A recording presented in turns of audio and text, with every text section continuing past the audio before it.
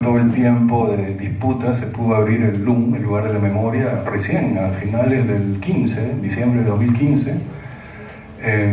El caucho, por otro lado, ni siquiera se le conoce.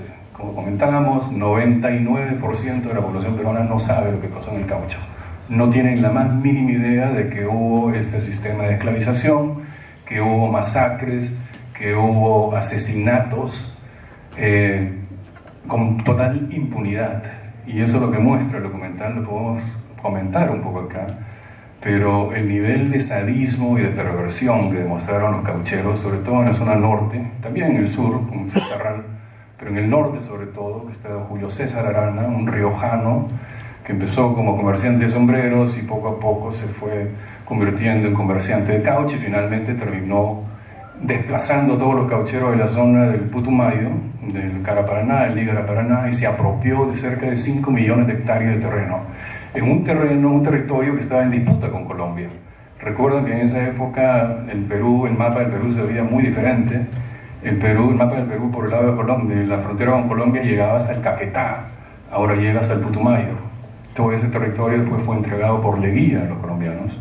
Pero antes de eso, Arana se apropió de ese territorio. Como estaba en disputa, era fácil, no era territorio de nadie, era fácil no dar cuentas a nadie ni cumplir leyes de ningún país. Con total libertad se apropió del territorio, y no solo de eso, sino que se apropió de la mano de obra, que era la población indígena Huitoto, Bora, Ocaina, Andoque, los Resígaro, que también, bueno, ya de los Resígaro casi no ha quedado ninguno. Y dentro de los Huitotos, como Rengo nos puede contar, hay diferentes grupos también, ¿no? Los Muinaim, están los Aymenu, están los Murui, en fin, una complejidad étnica muy rica, que estaba ahí tratando justamente de evitar el contacto con los blancos, con los conquistadores, con los misioneros y después con los caucheros. Arana se apropió entonces de esta mano de obra usando el mecanismo de habilitación, las correrías, que consistían justamente en asaltar comunidades y apropiarse a la fuerza de las mujeres, los niños y algunos hombres. Los que ponían resistencia simplemente los mataban. La habilitación era como el sistema de peonaje que ustedes conocerán en las sociedades andinas, el sistema de haciendas usaba ese mismo sistema, ¿no? Daban mercancía que los campesinos, los indígenas valoraban. En el caso del Putumayo eran pues herramientas, machetes, escopetas, ropa, pero la daban a unos precios exorbitantes. Como decía Cristina, pues, pagar por un pantalón podía tomar hasta 3 años a un indígena. Pagar una máquina de coser podía tomar toda una vida de trabajo esclavizado. A través de eso se apropiaron, y entonces, como los precios del mercado, porque realmente lo que desató la fiebre, el boom del caucho, fue la demanda del mercado internacional, sobre todo Inglaterra y Estados Unidos, que estaban con una industria automotriz que explosionaba, estaba creciendo a una velocidad vertiginosa justamente por el caucho, para construir neumáticos.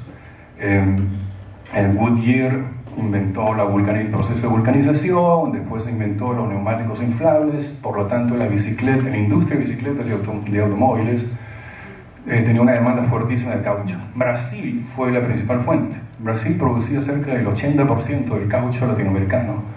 Perú tenía un porcentaje menor, Bolivia tenía un porcentaje incluso menor, pero en Perú el que producía casi el 80% del caucho de Perú era Julio César Arana en la zona del Putumayo. Para forzarlos a trabajar a los indígenas usaban todo tipo de mecanismos persuasivos inicialmente y después a la fuerza. Una vez que estaban endeudados los indígenas, los obligaban a cumplir una cuota. Salían cada 15 días, regresaban, tenían que traer, por decir, un mínimo de 5 kilos, 15 kilos, 20 kilos de caucho, y si no cumplían, ahí venían las sanciones y ahí venían los abusos. Era un mecanismo completamente forzado, violento, pero sistemáticamente cumplido, porque había una jerarquía de empleados y cada uno hacía su ganancia por un porcentaje de lo que producían los indígenas. Entonces todos tenían un interés en que produzca la mayor cantidad. Si no traía lo que se le pedía, venían los castigos, venía el cepo, flagelaciones, y después de eso la cosa escalaba hasta llegar a los límites de mutilar a los indígenas como escuchan en los testimonios del documental cuando lo vean, simplemente sacaban un ojo, una oreja, cortaban un brazo. Y si había rebelión y los indígenas intentaban escaparse, pues los perseguían, los baleaban, y después de latigarlos, y después de flagelarlos, y después de castigarlos, simplemente los quemaban vivos, o simplemente lo dejaban ahí en medio del monte para que los animales se lo coman. Así de cruda era la cosa, así de cruda. No es que estamos exagerando acá. Hay testimonios, y Roger Case, el primero que hizo la denuncia fue Carlos Saldaña Roca, un periodista de Iquitos, el que empezó a publicar estas denuncias. Por supuesto que lo amenazaron porque Julio César Arana controlaba todos los poderes en Iquitos, poder judicial, la alcaldía, la gobernación, es decir, todo estaba comprado porque imagínense, el hombre más rico del país, ¿cómo no iba a ser dueño de Iquitos y de todas las autoridades y todos los poderes? A Saldaña lo amenazaron, Saldaña tuvo que salir de Iquitos, se vino a Lima y no pasó nada. Apareció por ahí un juez heroico que es Carlos Valcárcel, que empezó a hacer investigaciones a raíz de la denuncia de Saldaña.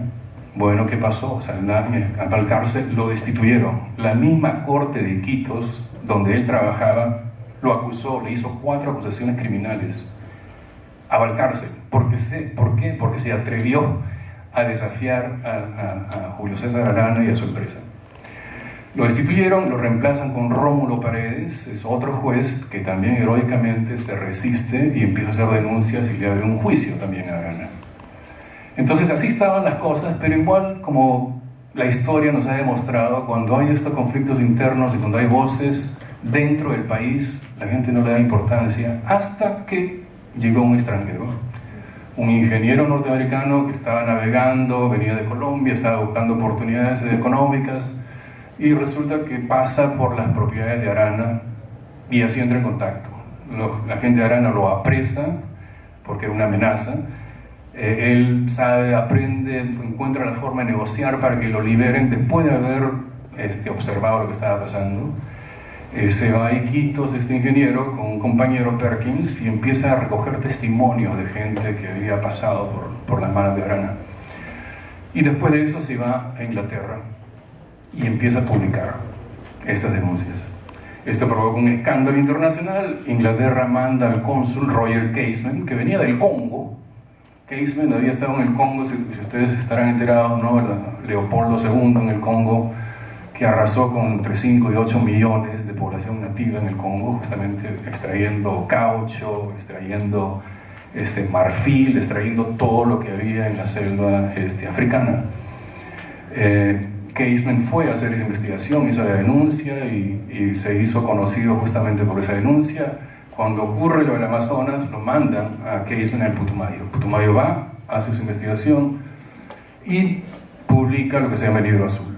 El escándalo internacional explota y Inglaterra, y ese es un detalle importante, ¿no? que Arana, para proteger sus intereses económicos, estando en un terreno que podía pasar a mano de Colombia, Perú, como estaba en litigio, inscribió su empresa en Inglaterra para proteger su capital. Estaba protegido por el capital inglés, ¿no? Si es que había de repartición de territorios, si perdía el territorio.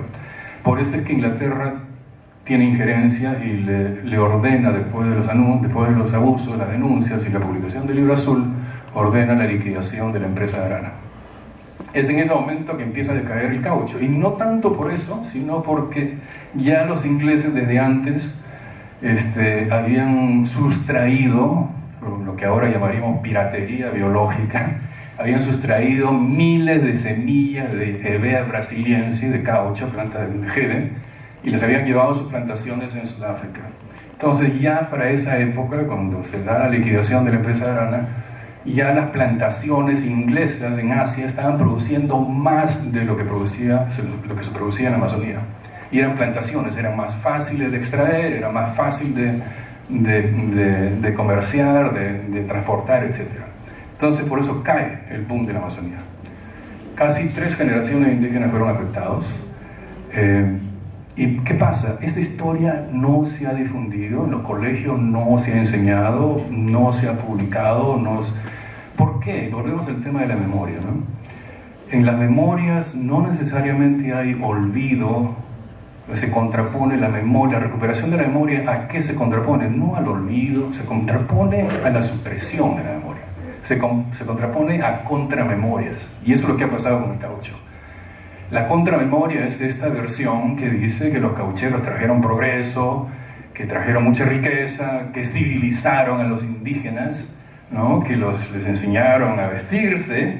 Esa es la contramemoria que tenemos. Y esa contramemoria se ha convertido en la historia oficial. Eso es lo que el Perú, la historia oficial del Perú dice, que es la historia del caucho. Trajeron progreso, trajeron riqueza, civilizaron a los indígenas, y bueno, se acabó, pues bajaron los precios y se acabó el boom del caucho. Y ahora uno va a Iquitos, y posiblemente Pablo nos quisiera contar su experiencia cuando hemos presentado el documental ahí en Iquitos, que hay alguna gente que dice, bueno, pues hay que olvidar estas cosas, ¿no? Hay que disfrutar, hay que valorar lo que nos dejaron los caucheros. Hay un orgullo, hay un intento incluso de volver a explotar el caucho. ¿Por qué? Porque ahí entramos al otro tema más crudo, ¿no? Que es un poco lo que ha estado hablando Reinberg, que es qué concepción se tiene en el país de la selva, qué concepción se tiene de los indígenas amazónicos. Y esto evidentemente está atravesado por un legado colonial que tenemos más de 500 años y que todavía no ha cambiado mucho. A los indígenas se les consideraba no humanos, eran considerados animales en esa época. Por eso eran objetos que podían ser utilizados y destruidos si no producían. O sea, esa racionalidad utilitarista, capitalista que está enraizada, digamos, en una mentalidad colonial, donde los indígenas pues no son humanos, pues, simplemente.